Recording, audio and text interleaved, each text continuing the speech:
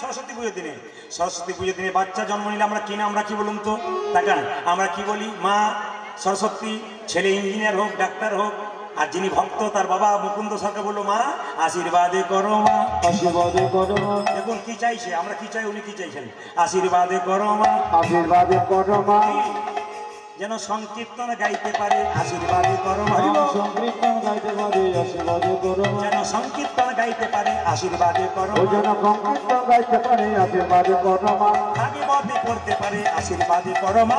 ভাগবতে পড়তে পারে, আশীর্বাদে করো মা। যেন সংকীর্তন গাইতে পারে, হরি হরি হরি বলে, ভাগবতে পড়তে পারে, হরি হরি হরি বলে সংকীর্তন গাইতে পারে, হরি হরি হরি বলে ভাগবতে পড়তে পারে, হরি হরি হরি বলে সংকীর্তন গাইতে পারে, হরি হরি হরি বলে আশীর্বাদে করো মা। দুই কানে শোনা যেন মধুর হরি নাম, দুই কানে শোনা যেন মধুর হরি নাম।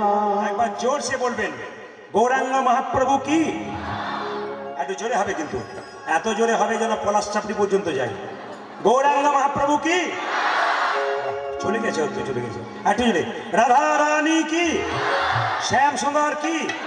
আমার সবচেয়ে ভালো লাগছে যারা শেষে আছেন তারা হাত তুলছেন, সব জায়গায় তুলবেন। আমি দেখতে পাই না, মহাপ্রভু দেখতে পাবে। গৌরাঙ্গ মহাপ্রভু কি? আপনার মহাপ্রভু এখানে নাম শুনছেন, সবাই হাত তুলবেন। গৌরাঙ্গ মহাপ্রভু কি? এবার কিছু মনে করবেন না, বাচ্চা জন্ম নিলে তার একটা নাম রাখবো, আমি দিচ্ছি গৌরাঙ্গ। আচ্ছা, বাচ্চা জন্ম নিলে একটা নাম রাখতে হয় না, কি বলছেন? আপনাদের এখানকার ছেলেদের নাম কি রাখেন জানি না, আমাদের ওখানে নাম রাখে নাট, ভল্টু, পল্টু, সল্টু। কিন্তু আপনাদের এখানে নাম কিছু মনে করবেন না মায়েরা, নাম রাখতে হয় কি? কৃষ্ণ, বিষ্ণু, নারায়ণ। মেয়ের নাম রাখতে হয় কি? গীতা। গীতা, গীতা পড়তে হয়, গীতার বাণী শুনতে হয়। কি বললাম? তাকান, গীতা পড়তে হয়, গীতার বাণী শুনতে হয়। একজন ভদ্রলোক বলছে, আপনি কিছু মনে করবেন না, 30 বছর ধরে গীতার বাণী শুনছি। এই যে দাদা বলছে, 30 বছর ধরে গীতার বাণী শুনছি, আমি গীতার কথা শুনছি, আমাকে আর গীতার কথা শুনতে বলেন না। বলে কেন? আমি যে বিয়ে করেছি আমার বইয়ের নাম গীতা, সকাল থেকে বাণী শুনিয়ে যাচ্ছে। কি বাণী বলছে? আর আমার ওই গীতা নয় দাদা, এই মা যে গীতা এনে এখন দেবে ওই গীতা, ওই গীতা নয়। তাকান যে যেখানে বসে আছেন, নাম একটা রাখতে, এইদিকে এইদিকে, নাম একটা রাখতে হবে, কৃষ্ণ, বিষ্ণু, নারায়ণ, কিছু একটা নাম রাখবেন। অজামিল ছেলের নাম কি রেখেছিল? নারায়ণ। অজামিল মৃত্যুর আগে নারায়ণকে ডেকেছিল। অজামিলের জায়গা কোথায় ছিল? ভগবান বিষ্ণুর কাছে। আপনাদের ছেলের নাম কৃষ্ণ, বিষ্ণু, নারায়ণ রাখবেন, আপনার ছেলের লাভ আছে। একটি মজার কথা বলি, আপনার শুনে নিন। আমি ঝাড়খণ্ডে প্রচুর গান গাই। আস্তে আস্তে বাবা বসো, বসো বসো বসো বসো বসো বসো বসো। এখন কাউকে পাঠাবেন না কীর্তন চলাকালীন। এই দেখেন, ঝাড়খণ্ডে আমি প্রচুর গান গাই, প্রত্যেকটি জেলায় গাই, ঝাড়খণ্ডে কিন্তু প্রচুর গান গাই। তো ঝাড়খণ্ডে আগে আমি প্রচুর গান গাইতাম, এখন কিছু কিছু গাই, কারণ এখন সব জায়গায় সময় দিতে পারি না। তো ঝাড়খণ্ডের যে গান করতে গেছে, ভদ্রলোক প্রতি আসরে কীর্তন শুনতে আসে। আমার দাদা কিছু মনে করবেন, আপনি বিয়ে করেন নাই? বলছে করেছি। আপনার স্ত্রী নাই? বলছে হ্যাঁ আছে। তো সে কীর্তন শোনে না কেন? বলছে অভিমান। কার প্রতি অভিমান? গৌরাঙ্গের প্রতি অভিমান। বলে কিসের অভিমান? আমার স্ত্রীর সন্তান হয় নাই। বলে কীর্তন শুনে কি লাভ আছে? মহাপ্রভু আমাকে সন্তান দিল না, কীর্তন শুনে কি লাভ আছে? প্রদীপবাবু, আপনি একটু মহাপ্রভুকে বলে দিন যেন আমার ছেলে হয় কিংবা মেয়ে হয়, যা হোক আমার স্ত্রী একটা আনন্দ। 15 বছর বিয়ে হয়েছে, ছেলে মেয়ে নাই। আমি মহাপ্রভুকে বললাম, প্রভু এই ভক্তের যেন একটু ছেলে হয়। কিছু মনে করবেন না, বলেছে আর কাজে লেগেও গেছে। 1 বছর পরে এক জায়গায় কীর্তন শুনতে এসছে, সামনে বসে আছে, কীর্তনের পরে এসে বলছে, প্রদীপবাবু ছেলে আমার হয়েছে, নাম কিন্তু আপনাকেই রাখতে হবে। আমার ঠিক আছে, তোমার ছেলের নাম যেরকমভাবে জন্ম নিয়েছে, কোন তিথিতে এবার আমাকে বলো, আমি নাম রাখবো। নাম রাখলাম, তোমার ছেলের নাম রাখলাম কি? দিগম্বর। বাহ, দিগম্বর। তখন বলছে, বাহ দারুণ নাম রেখেছেন দাদা, দিগম্বর। আমার ঠিক আছে, কৃপা হয়েছে মহাপ্রভু? বলে হয়েছে। 2 বছর পর এক জায়গায় গান করতে গেছি, ওর স্ত্রী আসেন, ও একাই এসেছে। কীর্তনে শেষে বলছে, প্রদীপবাবু এবছর আরেকটা হয়েছে। হয় না হয় না, আবার আরেকটা হয়েছে? বলছে হ্যাঁ। বলছে আরেকটা হয়েছে? বলে হ্যাঁ হয়েছে। বলছে নাম কিন্তু আপনাকেই রাখতে হবে। আমার দাদা কিছু মনে করবেন না, আমি আর নাম রাখতে পারবো না। তাহলে এক কাজ করুন, তিথি নক্ষত্র অনুযায়ী এই যে এই যে এই যে কি বার জন্ম নিয়েছে, কোন তিথিতে আমাকে একটু বলো, আমি নাম রেখে দেবো। শেষে সব কিছু নাম রাখলো, শেষে বললাম তোমার ছেলের এবার নাম হলো কৃষ্ণ দাস। চলবে না? বলছে চলবে না দাদা। বলে কেন? ম্যাচিং চাই। হ্যাঁ, ম্যাচিং মানে বুঝতে পারছো? আপনার জামা কাপড় শাড়ি ব্লাউজ সব কিছু কেনেন না মায়েরা, সব ম্যাচিং কেনেন না? ও বলছে ম্যাচিং চাই। বললাম ম্যাচিং মানে বুঝলেন না? দিগম্বরে পরে আমার একটা নাম রাখবেন যেন পেছনে বর থাকে। বললাম তাহলে এবার নাম রাখলাম নটম্বর। বুঝেছি? বলছে দারুণ নাম রেখেছে দাদা, এই জন্য তো আপনার কাছে আসি। আমার আর আসার দরকার নয়, তুমি অন্য কোথাও যাবে। মায়েরা বছর 3 পরে আবার ওইখান থেকে 20 কিলোমিটার দূরে গান করতে গেছি। ও মোটর সাইকেলে এসে সামনে বসে আছে। বলছে দাদা আবার এসেছে। এসে চুপচাপ কীর্তন শুনছে। শেষে বলছে প্রদীপবাবু আবার এবছর আরেকটা বলছে। আমি আর নাম রাখতে পারি না। একবার আমাকে বলবেন না নাম আমি রাখতে পারবো না। শেষে মায়েরা কিছু মনে করবেন না, এই যে দেখান শেষে আমাকে বলে নাম আপনাকে রাখতে হবে, নইলে আমি ছাড়বো না। শেষে বললাম তাহলে কি নাম রাখবো? বলছে ম্যাচিং নাম চাই। বললাম বড়োর নাম কি রেখেছিলাম? দিগম্বর। মেজর নাম কি রেখেছিলাম? নটম্বর। এবার নাম রাখলাম শীতম্বর। বলছে মিলেছে। আমার দাদা অপরাধ নেবেন না, দোহাই আপনার। আপনি যা শুরু করেছেন তাতে লোকের একটা হয় না 3টে হলো আপনার মহাপ্রভুর কৃপাতে। আপনি আর আসবেন না, এবার অন্য কোথাও যাবেন। বলছে আর আমি আসবো না। মায়েরা বছর 10 ওইদিকে যাই নাই। ভদ্রলোক তখন আধবুড়ো হয়ে গেছে, সামনে বসে আছে 3টে ছেলেকে নিয়ে। এ বলছে দাদা ওই দেখো আবার এসেছে। এখন কীর্তনের শেষে 3 জন এসেছে, 3টে ছেলেকে নিয়ে এসে বলছে বাবুকে পেলাম পেলাম মাথা পেলাম। এখন বাবা সে নটম্বর দিগম্বর আমার বেশ বড় হয়ে গেছিস রে তোরা। আমি বলছি তখন বললাম যে আপনার স্ত্রীকে কিনতে এবার আনা উচিত ছিল, কারণ এবার নটম্বর দিগম্বর শীতম্বর সব পেয়েছে, আপনার স্ত্রীর অভিমান থাকা দরকার নাই, এবার আসা উচিত ছিল। বলছে কি করে আসবে দাদা, এবছর একসঙ্গে দুটো হয়েছে। আমি বললাম আর আমার কাছে আসবেন না, আপনি যান, একবারে আসবেন না। এখন কিছু মনে করবেন না মায়েরা, এইদিকে তাকাবেন। এখন কীর্তনের শেষে আমি যখন বাড়ি যাব, আমার গাড়ির গেট টেনে টেনে বলে নাম কিন্তু আপনাকে রাখতে হবে। আমি আর নাম রাখতে পারবো না, মানে নাম রাখতে হবে। শেষে গেটটা টানাটানি করছে। বললাম কী নাম রেখেছিলাম? দিগম্বর, শীতম্বর, নটম্বর। এবার নাম রাখলাম নভেম্বর আর ডিসেম্বর। কী করবেন আমি বলে দেবো, উপায় তো নেই। ছেলের নাম কি রাখবেন মা? নারায়ণ, বিষ্ণু, কৃষ্ণ, অজামিলের মতো আপনার লাভ আছে। ছোট্ট ছেলের নাম রাখলো কি? রঘুনন্দন। ইনি কে? তত্ত্বের মাধ্যমে ইনি কামদেব মদন। কামদেব মদনের 5টা বাণ কৃষ্ণকে মারার চেষ্টা করেছিল। কৃষ্ণ বলল কামদেব আমার দেওয়া বাণ তুই আমাকে মারলি, অভিশাপ দিলাম তোর মর্তকুলে জন্ম হোক। কামদেবকে দেখে বললো অভিশাপ যদি দিলে মর্তকুলে জন্ম হোক, আশীর্বাদ দাও তোমার চরণ লাভ করব। ভগবান বলল কামদেব তুই তো খুব চালাক রে, এক কাজ কর তুই শ্রীখণ্ডে মুকুন্দ সরকারের ছেলে রঘুনন্দন রূপে যা, আমি গোপীনাথ রূপে যাব, একদিন তোর হাতে আমি নারু প্রসাদ গ্রহণ করব। এই কামদেব মদন আজকে জন্ম নিলেন রঘুনন্দন রূপে। আহা ব্রজের অনঙ্গ ধরিয়ায় ব্রজের অনঙ্গ ধরিয়ায় ব্রজের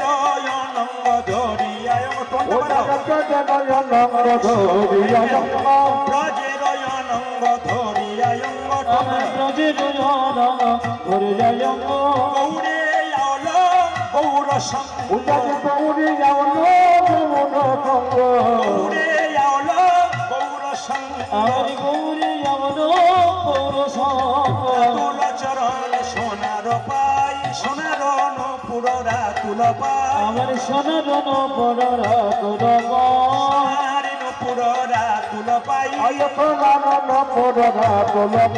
শেখর শরণ লইন তাই শেখর শরণ লইন শেখর শরণ লইন তাই শেখর শরণ লইন তাই শরণ নীলা শরণ নীলা শরণ নীলা শরণ নীলা রঘুনন্দনে শ্রীচরণে শরণ নীলা রঘুনন্দনে শ্রীচরণে শরণ নীলা রঘুনন্দনে শ্রীচরণে হরি হরি হরি বলে রঘুনন্দনে শ্রীচরণে হরি হরি হরি বলে রঘুনন্দনে শ্রীচরণে হরি হরি হরি বলে রঘুনন্দনে শ্রীচরণে হরি হরি হরি বলে রঘুনন্দনে শ্রীচরণে হরি হরি হরি বলে শরণ নীলা। এবার সবার কর্তব্য হবে, আপনার সবাই করজোরে বসুন, হাতটা উঠান। এখন রঘুনন্দন প্রসাদ দেবে, আপনার সবাই প্রসাদ পাবেন। যারা মায়েরা ভক্তি ভরে এতক্ষণ ধরে বসে আছেন নিজের সংসারের মঙ্গলের জন্য, সন্তানের মঙ্গলের জন্য, সবাই হাত তুলুন। ছোট্ট রঘুনন্দন আস্তে আস্তে বড় হলো আর কীর্তন গান গাইতে লাগলো। কি গাইলো? সবাই হাত তুলুন একসঙ্গে। কৃষ্ণ হাত তুলুন। কেশব কেশব। যারা প্রসাদ পাবেন, প্রসাদ পাওয়ার আগে যেমন হাত ধুয়ে নিতে হয়, সেরকম কীর্তনে হাত থেকে একটু পবিত্র করে নিতে হয় প্রসাদ পাওয়ার জন্য। তাই আপনারা যারা খুব সুন্দর বসে আছেন আজকে মহাপ্রভু আশীর্বাদ পাওয়ার জন্যে, কি বয়স্ক বাবারা আছেন, কি কম বয়সের ছেলে আছে, সবারকে আশীর্বাদ করলাম, প্রার্থনা করলাম গোবিন্দের কাছে আপনাদের কৃপা হোক। সবাই হাত তুলে মহাপ্রভুকে দেখিয়ে দিন যে আমরা তোমার আছি। সবাই মহাপ্রভুকে দেখেন, সবাই হাত তুলুন। মহাপ্রভু মন্দিরে যাচ্ছেন তারা হাত তুলবেন, মহাপ্রভুকে বলুন তুমি যেমন হাতটা তুলে আছো আমরা সবসময় তুলতে পারি না, তোমার হয়ে আছে। মহাপ্রভুর আশীর্বাদ আপনারা নিন। হাত তুলে সবাই মিলে গান, যে যেখানে বসে আছেন, যত দূরে বসে আছেন সবাই গাইবেন, গাইতে না পারলে তো তালিকা দেবেন, মহাপ্রভু দেখতে পাবেন। সবাই মিলে কৃষ্ণ কেশব কেশব। ও টোনটা বাড়াও, টোনটা বাড়াও, টোনটা মনোযোগ করে জ্ঞান দিয়েছেন, আমি বলছি কৃষ্ণ, টোনটা পাচ্ছে না কিন্তু। কৃষ্ণ কেশব কেশব কৃষ্ণ কেশব, হাত তুলে কেশব শোধা মাখা এই নাম, হরি নাম মধু মাখা এই নাম, নাম নাম, তালি তালি। কৃষ্ণ কেশব কৃষ্ণ মাধব শুধু মনেটা দাও নাম হরে মধু মধ এই নাম নাম নাম। কৃষ্ণ কেশব কৃষ্ণ মাধব সুধা মাখা এই নাম, হরি নাম মধু মাখা এই নাম, নাম। কৃষ্ণ কেশব কৃষ্ণ কেশব মধু মাখা এই নাম হরি নাম সোদা মাখা এই নাম। সবাই হাত নামান, মাথায় কাপড়টা নিন, খুব বাবু হয়ে মাথায় কাপড়টা নিন, একবার ভক্তি করি মহাপ্রভুর কাছে। মায়েরা, মেয়েদের 5টা অঙ্গ কাপড় দিয়ে ঢাকা থাকলে সেই মেয়েকে মা বলা হয়। 5টা অঙ্গ তাকান, কোন কোন জায়গা আপনি কাপড় দিয়ে ঢাকা রাখবেন রাস্তায় চলার সময়? আপনার বিশেষ করে মাথার কাপড় রাখবেন, বক্ষ যুগলের কাপড় রাখবেন, নাভি ঢাকা থাকবে, আর পায়ের গোড়ালি ঢাকা থাকবে। যদি এগুলো ঢাকা রাখতে পারেন তবে তাকে মা বলা হয়। এগুলো ঢাকা না রাখলে তাকে মা বলা যায় না। একটা আপনাদের বলে দিয়ে যাই আস্তে আস্তে, যেখানে বসে আছেন, ছেলের মঙ্গলের জন্য, সন্তানের মঙ্গলের জন্য আগামী জ্যৈষ্ঠী মাসে 2টো ডেট আছে, খুব দামি ডেট। একটা হচ্ছে 9ই জ্যৈষ্ঠ, একটা হচ্ছে 29শে জ্যৈষ্ঠ। এই দুটো বলে দিয়ে আমি লীলা শুরু করে দেবো, মানে নাড়ু খাওয়া শুরু করে দেবো। আপনারা সবাই প্রসাদ পাবেন, একটা করে শুনবেন। 9ই জ্যৈষ্ঠ বুদ্ধ পূর্ণিমা।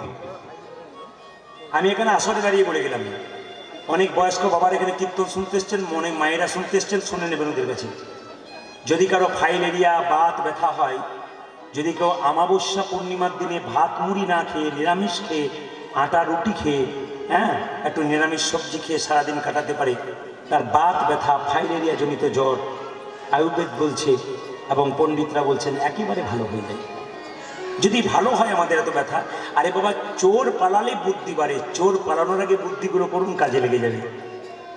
9ই জ্যৈষ্ঠ বুদ্ধ পূর্ণিমা। যে যেখানে বসে আছেন আপনার মন দিয়ে শুনবেন। 8ই জ্যৈষ্ঠ 6টা 4 মিনিট বিকালে, পরের দিন সন্ধ্যা 8টা 4 মিনিট সন্ধ্যাতে, পরের দিন আবার 9ই জ্যৈষ্ঠ মোটামুটি 6টা 48 মিনিট পর্যন্ত পূর্ণিমা থাকবে। বুদ্ধ পূর্ণিমা সম্বন্ধে এক করে বলে দিই আপনাদের, আপনার ছেলেরা পড়াশোনা করে। শুদ্ধোদন রাজার একমাত্র পুত্র বুদ্ধদেব, তার মায়ের নাম মায়া দেবী। ছেলেকে কোলে নিয়ে থাকতে থাকতে কোনো বৈষ্ণব সাধু পেরিয়ে গেলে ছেলের দিকে লক্ষ্য যায়, কেন ছেলেটা কেমন হবে। যখন বুদ্ধদেব সিদ্ধার্থ, ছোটবেলায় সিদ্ধার্থ নাম তো, মায়াদেবী যখন কোলে করে বসে আছে, একজন মহাপুরুষ রাস্তা দিয়ে বেরোতে বেরোতে বললো, এ ছেলে একজন মহাপুরুষ হবে, বিরাট পুরুষ হবে, মহাযোগী মহাপুরুষ হবে। এখন মা যখন তার স্বামীকে, মানে মায়াদেবী শুদ্ধোধনকে বললো, জানো স্বামী তোরে কি, আমার ছেলে না মহাপুরুষ হবে। বাবা রেগে গেল, মহাপুরুষ কেন হবে, মহাসম্রাট হবে, রাজা হবে আমার ছেলে। হ্যাঁ হ্যাঁ, এক কাজ কর, ওকে ঘর থেকে বেরোতে দিবি না। সেই দিন থেকে কিন্তু বুদ্ধদেবকে ঘর থেকে বেরোতে দেয়। সিদ্ধার্থ ছোট অবস্থা তো ঘর থেকে বেরোতে দেয়, কারণ তার বাবা বলে যদি বাইরে বেরিয়ে যায়, যদি সাধু হয়ে যায়, ঘরেই রাখ, বিলাস বহুলে জীবনযাপন করুক আনন্দে, ওই জন্য বাইরের কথা জানতেই না পারে, সম্রাট হবে আমার ছেলে। বাবা, প্রতিভা যদি কারো ভেতরে থাকে, এটা চাপা দেওয়ার ক্ষমতা কারো নেই। আপনার ছেলে যদি কৃষ্ণ ভক্ত হয়, আপনার চাপা দেওয়ার ক্ষমতা নাই। আপনার ছেলে কৃষ্ণ ভক্ত হবে, যত আপনি বাধা দিন, ও হবেই, পাক্কা হবে, টাকা না দিলে। অনেক বড় হয়ে গেল, বিয়ে দিয়ে দিল বাবা। এইদিকে বুদ্ধদেবের বিয়ে দিন, একটা বাচ্চাও হয়ে গেল। সিদ্ধার্থ নাম ছিল। একদিন রথের সারথীকে বলল, সারথী চলো রাস্তা দিয়ে যাই। যেই না বেরিয়েছে, তিনটে আশ্চর্য জিনিস দেখলো। কি দেখলো? একজন অসুস্থ লোক রাস্তায় পড়ে থরথর করে কাঁপছে। জিজ্ঞেস করলো সিদ্ধার্থ সারথীকে, সারথী এই লোকটাকে অসুস্থ হয়ে গেছে, তাই ছটফট করছে। তখন সে জিজ্ঞেস করছে, আমি সিদ্ধার্থ, আমি দুধ খেলাম, আপেল খেলাম, আমি অসুস্থ হব? হ্যাঁ হবে। শরীর হলো রোগের মন্দির, রোগ একদিন হবে। শরীর রোগের মন্দির, রোগ হতেই পারে, তোমারও রোগ হবে, তাই নাকি? আচ্ছা, ওই যে পাকা চুলাওয়ালা লোকটা রাস্তা দিয়ে যাচ্ছে, ওকে, ও বুড়ো হয়ে গেছে। আচ্ছা আচ্ছা সারথী, বুড়ো হয় মানুষ? বলে হ্যাঁ হয়, তুমিও বুড়ো হবে। বলছে আমি আপেল খাচ্ছি, দুধ খাচ্ছি, আমি বুড়ো হবে? বলে হ্যাঁ বুড়ো হবে। আচ্ছা, ওই চারজন কাঁধে করে নিয়ে যাচ্ছে, ওটা কি? মরে গেছে। মানুষ মরে যায়? বলে হ্যাঁ মরে যায়, তুমিও মরবে? আমিও মরবো? বলে হ্যাঁ মরবে। হঠাৎ দেখতে পেল যোগী সন্ন্যাসী রাস্তা দিয়ে পেরোচ্ছে। ইনি কে? ইনি যোগী সন্ন্যাসী। ইনি জীবনকে জানতে পেরেছেন। ইনি বিলাসবহুল জীবনযাপন করেন না, ইনি যোগী। ইনি জানতে পেরেছেন জীবন কি। সেই দিন থেকে তার চিন্তা ভাবনা হলো, আমিও মহাপুরুষ হব, যোগী হব। 1.5 বছরের ছেলেকে বাড়িতে রেখে চলে গেল বুদ্ধদেব। কোথায়? সিদ্ধার্থ চলে গেলেন বোধিসত্ত্বের নিচে, তিনি সিদ্ধি লাভ করলেন। ইনি হলেন বুদ্ধদেব। এই বুদ্ধ পূর্ণিমা 9 জ্যৈষ্ঠ আপনারা পালন করুন। সেদিন বাড়িতে আপনারা আমের শখা টাঙান, সবার কাছে বলুন, সেদিন বাড়িতে আমের শখা টাঙান। সেদিন পূর্ণিমার দিনে আপনারা কাজ করবেন, বাবা শিবকে কাঁচা দুধ দিয়ে স্নান করাবেন, বাড়িতে থাকলে, শিবলিঙ্গ থাকলে একটা আকন্দ ফুলের মালা পরাবেন। সেদিন কিন্তু বুদ্ধ পূর্ণিমার দিনে একটু পরমান্ন তৈরি করে নিজে পাবেন না, কারণ আপনি যদি উপবাস করেন, আপনি বাড়ির বাচ্চাদেরকে দেবেন পরমান্ন, আপনার লাভ আছে। বুদ্ধ পূর্ণিমা খুব দামি দিন। আর একটা জিনিস আপনারা জানেন, 29শে জ্যৈষ্ঠ, যেটা বাড়ি বাড়ি হয়, জামাই ষষ্ঠী। আপনাদের নাই বলে দেখবেন হিন্দুদের একটা বড় ভালো অজুহাত আছে, কি বলুন তো? বিয়ের শাড়িটা তো আপনাদেরকে দিতে হয়, আমাদের তো বিয়ের শাড়ি দিতে নাই না, এ অজুহাত। জামাই ষষ্ঠী, আমাদের জামাই ষষ্ঠী করতে নাই, ওই দিন একটি লোক মরে গিয়েছে, এ ভালো অজুহাত আছে। জামাইও ভাবে আচ্ছা বাড়ি পেলাম, আমি করতে নাই, এ দেখবেন অজুহাত আছে।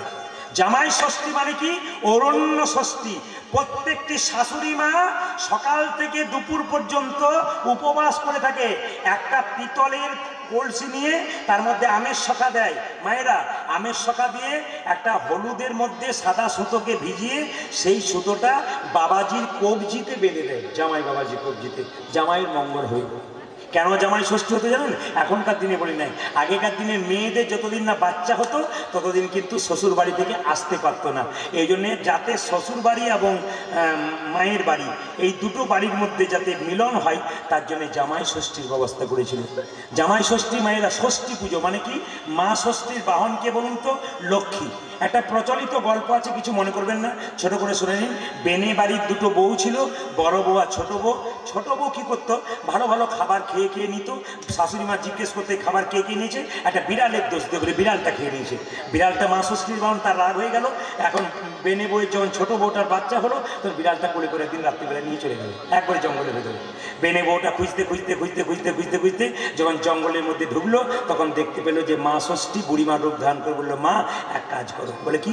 তোমার ছেলে তুমি পাবে, তুমি মা ষষ্ঠীর পুজো করো। ওই জন্য মা ষষ্ঠীর পুজো করলে ছেলের মঙ্গল হয়। দেখবেন মা ষষ্ঠী, দেখবেন মন্দির যেখানে আছে, মা ষষ্ঠীর হাতে একটা পাখা থাকে, বাচ্চা ছেলে কোলে থাকে। এই জন্য মা ষষ্ঠী পুজো করতে হয়। মা ষষ্ঠীর বাহন হচ্ছে বিড়াল।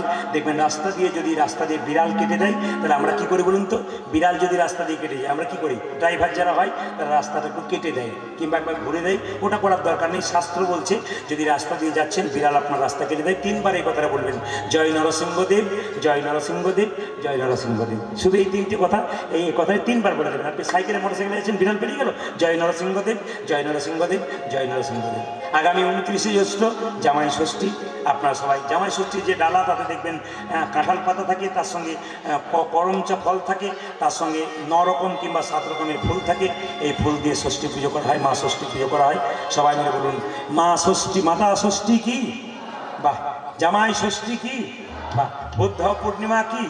ছোট্ট করে বলে দিলাম, সবাই হাত তুলে বলুন, কৃষ্ণ কেশব, কৃষ্ণ কেশব, সুধা মাথা এই নাম, হরি নাম, মধু মাথা এই নাম।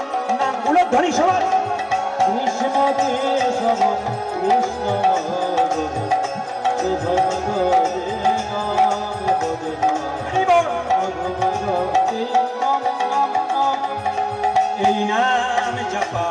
হলো আপনারে এই নাম জপ হলো আপনারে এই নাম জপ হলো আপনারে এই হরি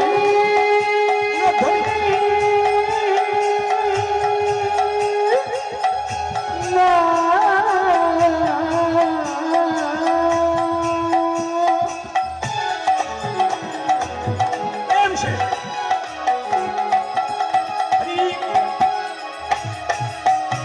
এই সুদামা খানা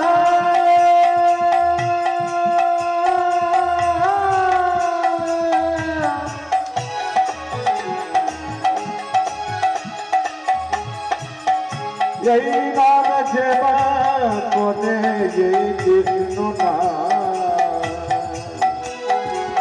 ধরি ভক্তি ভরে উলক ধরি বলো এই না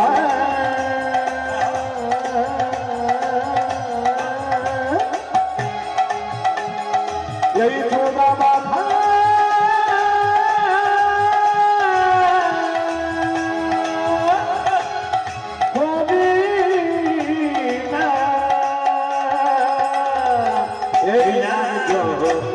বলো আপনারে এই নাম জপ হলো আপনারে এই নাম জপ বলো আপনারে দূরে যাবে তৃষা প্রেম বারাবার এই নাম জপ বলো আপনারে দূরে যাবে পিতা প্রেম পারে জপরে জপরে জপরি রসনা জপরে জপরে জপরে রসনা জপরে জপরে জপরি রসন জপরে জপরে জপরে রসনা সুধা মাখা এই নাম হরি নাম মধু মাখা এই নাম ধনি কৃষ্ণ কেশব কৃষ্ণ কেশব সুধা মাখা এই নাম হরি নাম মধু মাখা এই নাম বলরা